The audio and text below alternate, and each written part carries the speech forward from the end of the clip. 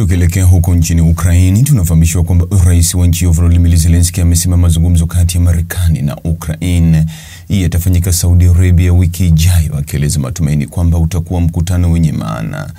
Kiongozi huyo wa Ukraini ambaye atakuwa katika ufalme huo wa Guba lakini hatashiriki katika mazungumzo, alisema Kiev inapambana kufikia amani ya haraka na ya kudumu. Mjumbe maalum wa rais wa Marekani Donald Trump, Steve Witkoff, alisema timu ya Marekani ilitaka kujadili mfumo wa amani kujaribu kumaliza vita vya Urusi na Ukraine. Ijumaa iliyopita Zelensky na Trump walizozana hadharani katika ikulu ya White House, ambapo Trump alisema Zelensky hakuwa tayari kumaliza mapigano. Marekani baadaye ikatangaza kusitisha msaada wa kijeshi kwa Ukraine na kusimamisha kushirikiana kwenye taarifa za kijasusi. Rais wa Ukraine ameonyesha majuto kuhusu tukio hilo na kujaribu kurekebisha uhusiano na Marekani, ambayo ndiyo inayotoa msaada mkubwa wa kijeshi wa nchi hiyo. Witkoff alisema Alhamisi Trump alipokea barua kutoka kwa Zelensky iliyojumuisha kuomba msamaha na kuonyesha hisia ya shukrani.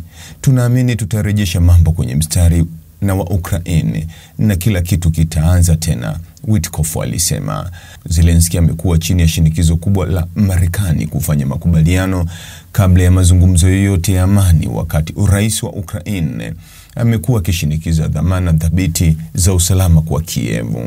Zelensky alitangaza mazungumzo ya Marekani na Ukraine nchini Saudi Arabia katika mfululizo wa machapisho yake kwenye mitandao ya kijamii baada ya kuhudhuria mkutano wa dharura wa Alhamisi mjini Brussels, ambapo viongozi wa Umoja wa Ulaya waliidhinisha mipango ya kuongeza matumizi ya ulinzi.